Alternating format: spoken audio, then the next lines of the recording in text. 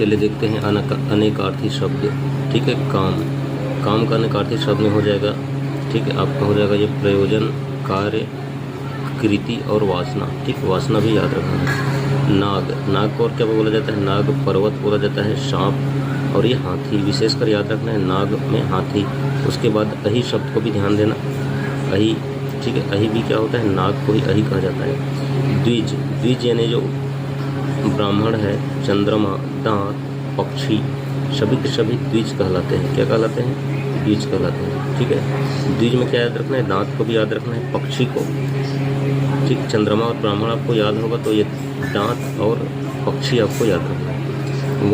वर्ण को क्या बोला जाता है? रंग बोला जाता है। जाति भेद वर्ण किस वर्ण का है बोलते हैं? प्रकार, रूप, अक्षर, ये सभी वर्ण हैं। ठीक है,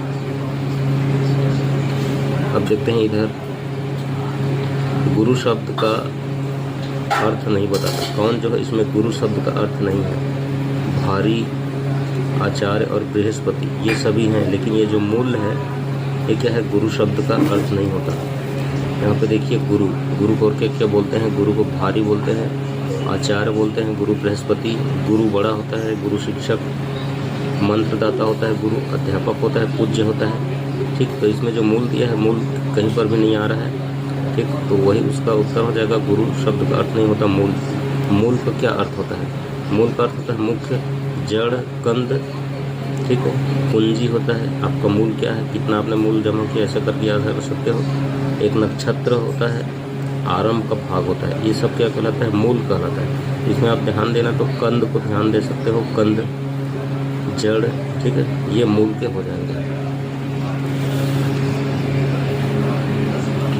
अब देखिए पतंग का अनेकार्थी शब्द नहीं है। पतंग का अनेकार्थी शब्द नहीं है, तो इसका उत्तर हो जाएगा ए, पन्नग। पन्नग जो है पतंग का अनेकार्थी शब्द नहीं है। अब इसमें देखते हैं पतंग का क्या क्या है? पतंग को गुड़ी, सूर्य, पतिंगा, पक्षी, टिड्डा और गुड्डी, ये सभी क्या है? पतंग के अनेकार्थी शब्द हैं। जबकि पन्नग जो है क्या है? पन्नग यानी होता है सर्प, तो ये सर्प वाला होता है। ठीक, तो यहाँ पे नग जो लिखा है इसे समझ जाना कि ये नाग वाला है। ठीक, पतंग का ध्यान रखना, गुड़ी, सूर्य, पतिंगा, ठीक है, पक्षी, टिड्डा और गुड्डी ये सभी हैं। अंबर का अनेकार्थी है। अंबर का अनेकार्थी कौन सा है इसमें से? तो अंबर का अनेकार्थी है आकाश। ठीक, देखिए अंबर यानी कपड़ा, वस्त्र, आसमान, एक इत्र होता है, और अमृत और मेघ ये सभी क्या है? अंबर के हैं। तो इसमें आपको कपड़ा ध्यान